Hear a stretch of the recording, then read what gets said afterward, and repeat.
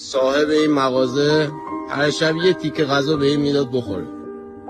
از وقتی فوت شده نگاه کنید، یه سر اینجا نشسته ناراحت، به هیچی هم توجه نمیکنه، منتظر تا صاحبش برگرده. چیه پسر؟ ناراحتی بابا؟ قصه نخور، من خودم برات غذا میارم. قصه نخور. همه آدما، همه صاحبا یه روزی از این دنیا میرن. ناراحت نباش.